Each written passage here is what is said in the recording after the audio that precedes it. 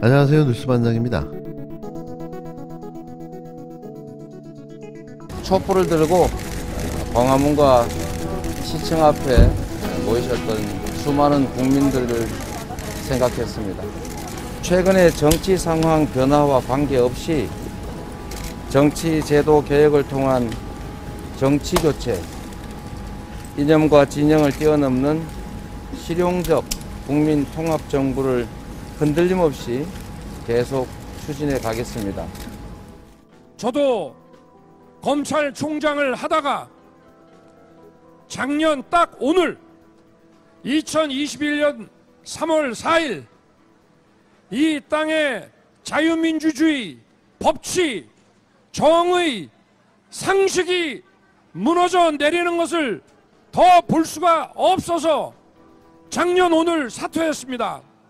투표로서 심판해서 이 사람들 갈아치우셔야 여러분이 이 나라의 주인이시고 주권자가 되시는 겁니다, 여러분. 이번 대통령 선거는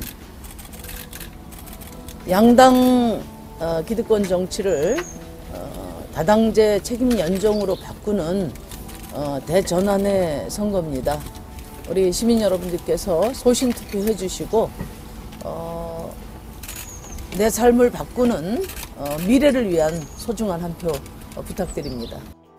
20대 대통령 선거의 사전투표 첫날인 4일, 투표를 마친 이재명 더불어민주당 대선 후보, 윤석열 국힘당 대선 후보, 심상정 정의당 대선 후보가 한 발언입니다. 한 명은 촛불을 든 국민을 생각하며 정치교체와 실용적 국민 통합정부를 말했고, 또 한 명은 정권 심판을 부르짖으며 복수를 말했는데요. 또 한 명의 후보는 묻지도 따지지도 않고 끝까지 표를 구걸했습니다. 누가 과연 국민의 상식과 가치에 부합하는 걸까요? 유능한 일꾼에게 일할 기회를 달라고 말하는 후보, 오로지 정권 심판을 주장하며 보복 정치를 말하는 후보, 미래와 과거의 싸움, 통합과 분열의 싸움, 화합과 복수의 싸움이 이번 대선의 키워드일 텐데요. 이미 답은 나와 있습니다. 사전투표 첫날, 웃기지도 않은 일들이 벌어졌는데요. 역대 가장 높은 사전투표율 속에 각 당이 막판까지 치열한 신경전을 벌였습니다. 국힘당은 문재인 대통령이 사전투표를 독려하며 SNS에 올린 글까지 문제 삼고 나섰는데요. 국힘당은 문 대통령의 글에서 민주공화국의 주권자로서 더 많은 민주주의를 만들 수 있다. 민주주의는 영원할 것입니다라는 대목을 지적하면서 문 대통령이 민주라는 단어를 세 차례나 써 노골적인 대선 개입에 선봉에 섰다고 주장했습니다. 실소를 자아낼 수밖에 없는 어거지 주장이었는데요. 이에 대해 민주당은 문재인 대통령의 메시지에는 국민이라는 단어도 2차례 들어가 있는데 그렇다면 이건 국힘당을 지지하는 것이 아니냐고 꼬집었습니다. 그러면서 대통령 메시지에 시비를 걸기 전에 윤석열 후보가 유세 때마다 입에 담는 자유민주주의 발언부터 제대로 단속하기를 바란다고 맞받아쳤는데요. 윤 후보는 매번 유세 연설에서 자유민주주의를 부르짖고 있었던 거죠. 자유, 민주주의, 민주주의를 말이죠. 또 한 번의 정치 코미디를 선보여줬는데요. 심심할 틈이 없습니다. 국힘당은 여기서 한 발 더 나가 코로나19 감염 예방을 위해 선거 사무원이 사용하는 장갑도 도마 위에 올렸는데요. 일부 투표소에서 사무원들이 파란색 라테스 장갑을 사용해 더불어민주당을 연상케 한다며 선거 중립을 지켜달라고 이의를 제기했습니다. 대체 이들의 머릿속에는 뭐가 들어있는 걸까요? 그럼 빨간색 고무장갑이라도 끼고 사물을 보라는 말인가요? 애초부터 라텍스 장갑은 파란색이었습니다. 선관위 관계자는 장갑은 중앙선관위에서 방역용으로 일괄 구입해 전국에 배포한 것이라며 이에 대한 항의가 있어 투명 비닐 장갑으로 교체하도록 조치했다고 밝혔는데요. 진심 모눈에는 못밖에 안 보인다는 말이 절로 나옵니다. 이에 대해 예민한 시기인 만큼 오해 살만한 건 조심해야 한다는 지적도 있지만 황당한 트집잡기라는 반응도 나오는데요. 일부 여권 지지자들은 그렇다면 기표소의 빨간색 잉크도 바꾸자고 받아치기도 했습니다. 국힘당은 트집 잡기 위해 만들어진 정당일까요? 발목 잡기 정당다운 모습입니다. 이런 정당이 정권을 잡는다면 과연 어떤 일이 벌어질까요? 상상만 해도 끔찍합니다. 철수한 것이 아니라 정권 교체해서 더 좋은 나라로 만들기 위해 진격하신 겁니다. 윤석열 안철수 후보의 야합이 역풍에 직면하자 국민의힘이 억지 궤변을 늘어놓고 있습니다. 권영세 총괄본부장은 오늘 자신들의 국민 기만 행위를 모면해 보겠다고 이재명 후보와 김동연 후보 간의 단일화를 걸고 넘어졌습니다. 이재명 후보와 김동연 후보는 국민 앞에서 정책과 비전을 놓고 토론을 했습니다. 시간을 갖고 공통의 의제를 모색했고 정치교체를 함께 실현하자고 약속했습니다. 과정은 투명했고 결과는 국민을 위한 것이었습니다. 그런데 윤석열 후보와 안철수 후보는 어땠습니까? 진지하게 토론하고 연대를 모색하기는커녕 윤 후보 찍은 손가락을 자른다느니 머리가 있어야 한다느니 두 후보 사이에 저속한 말싸움을 벌였습니다. 논의가 결렬된 후 국민의힘은 정리해서 못 만나면 깐다는 파일 제목까지 공개했습니다. 아닌 밤중에 홍두깨라고 한밤중 국민 몰래 야합했습니다. 국민은 안중에도 없었고 정책과 비전은 실종됐습니다. 남은 것이라곤 총리설, 입각설, 당권 보장설 같은 자리 나눠먹기 야합뿐입니다. 억지 주장으로 국민 기만을 반복할 시간에 한밤중 도둑질이라도 하듯 벌인 뒷거래의 내용이나 공개하기 바랍니다. 절대 안철수 한다던 국민의당 안철수 대선 후보가 결국 자신의 정치 인생 11년 동안 네 번째 철수를 단행했습니다. 명실상부하게도 이번에는 완전한 철수가 될 듯한데요.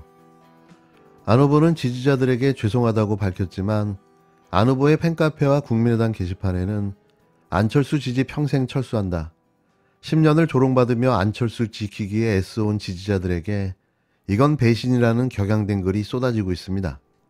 그도 그럴 것이 안 후보가 불과 나흘 전 단일화의 선을 긋고 이수신 장군의 12척배를 언급하며 완주의지를 내비친 데다 공식 SNS엔 서울지역 집중유세 일정까지 올렸는데요. 이러다 보니 일부 지지자들은 배신감이 더 클 수밖에 없는 거죠. 더군다나 이미 투표를 한 제외 유권자들은 16시간을 운전해 투표하고 왔더니 무효표가 됐다며 허탈한 마음을 감추지 않았는데요. 제외 국민들은 투표권 보장을 위해 투표 뒤엔 후보 사퇴를 제안하는 이른바 안철수법을 만들자는 청와대 국민청원까지 올렸습니다. 여기에 단일화를 하자마자 윤석열 후보와 국힘당 측으로부터 패싱 당하는 모습까지 보여주며 저러려고 합당했냐는 비판도 나오고 있는데요. 단일화 기자회견 후 단일화 합의문을 놓고 불이 나게 자리를 뜨는 윤 후보에게 합의문을 챙겨주려다 패싱 당하는 모습이 조롱거리가 되고 말았습니다. 지지자들은 이러려고 단일화했나 싶은 거죠. 거기에 이준석 국힘당 대표는 단일화가 아닌 후보 사퇴다. 또 합당이 아니라 흡수 합당이다라며 당 이름을 바꾸거나 당권을 조율할 생각이 없음을 밝혔는데요. 또 새가 되고 만 겁니다. 안철수의 새정치는 항상 이런 식이었습니다. 뉴가 아니고 버드. 그게 안철수의 새정치였던 거죠. 끝으로 지난 2일 재미교포 신문인 썬데이 저널이 입만 열면 거짓말의 4시간 충격 육성 파일을 통해 국힘당 윤석열 후보가 최순실 특검 근무 당시와 서울중앙지검장 시절 발언한 육성이 그대로 담겨있는 녹취록을 공개했습니다. 내용 자체가 충격적인데요. 박근혜는 내가 깜빵에 보냈다. 이명박은 29살 김경준에게 사기당할 정도로 어리숙한 사람이다.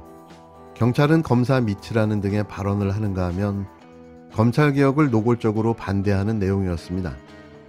거기에 박영수 특별검사와의 특별한 관계까지 공개됐는데요. 무려 30년 가까이 막역하게 지낸 사이였던 거죠. 이래서 부산저축은행의 대장동 부실대출 사건이 자연스럽게 덮인 겁니다. 윤 후보가 가까운 지인과 사석에서 나눈 대화들이 여과 없이 공개되기는 이번이 처음인데요. 윤석열은 이런 사람이었습니다. 자신의 입신양명을 위해 카멜레온처럼 변신하며 야누스의 두 얼굴로 살아온 그저 그렇고 그런 부패한 검사였던 거죠. 시간이 되실 때 한번 들어봐 주시기 바랍니다. 얼마나 내로남불 이중잣대로 세상을 살아왔는지 아실 수 있을 겁니다. 어제 재미 언론 사이에서 국민의힘 윤석열 후보의 녹취 파일들이 공개됐습니다. 제가 녹취 파일에서 주목한 점은 화천대유 50억 클럽의 핵심 인물인 박영수 전 특검이 이미 1996년부터 윤 후보를 성렬아라고 부르며 같이 술을 마시고 그리고 수십 년간 함께 모임을 가져왔다는 사실입니다. 여기 윤석열 후보자의 녹취록이 있습니다. 제가 한 부분만 읽어보겠습니다. 그 형 중수부장 때 한 게 아니고 제가 대구 초임, 그러니까 96년 강릉지청에서 근무했는데 20년 됐지. 이 양반은 스타일이 야 윤검사 이러지 않아. 야 성렬아 이래. 강릉 있을 때부터 알게 된 거고 주말에 한 두어 달에 한 번씩 하여튼 그 모임을 거의 20년 가까이 해왔으니까 제가 녹취록의 한 부분을 읽었습니다. 어떻습니까? 기자 여러분, 언론인 여러분. 누가 보더라도 윤석열 후보와 박영수 특검이 보통 사이가 아니라는 것이 선명하게 드러나지 않았습니까? 그 사실을 바로 윤석열 후보 스스로 실토했습니다. 이마저 아니라고 발뺌하진 못할 겁니다. 이를 토대로 저는 다시 대장동 게이트 사태를 조명해 보겠습니다. 이미 알려진 바와 같이 대장동 게이트의 그 시작은 부산저축은행 사태입니다. 부산저축은행 대장동 본 PF 대출에 앞서 브릿지론을 했던 금융기관입니다. 부산저축은행이 1,100억 대출이 화천대유의 초기 자금으로 흘러 들어갔습니다. 이 불법 대출이 없었다면 화천대유는 대장동 사업을 시작도 못했을 겁니다. 윤석열 후보는 2011년 부산저축은행 비리 수사 당시 주인 검사였습니다. 대장동 개발 시행사 C7에 대한 부실 대출 1,100억 원 및 관련자들에 대한 조사를 진행하고도 어떠한 처벌도 없이 수사를 종결한 당사자이기도 합니다. 그런데 이때 부산저축은행 대출 담당자 A씨의 변호인이 바로 윤석열 검사를 성렬아라고 부를 정도로 막역하고 그리고 수십 년간 술자리를 함께 해온 박영수 전 특검이었습니다.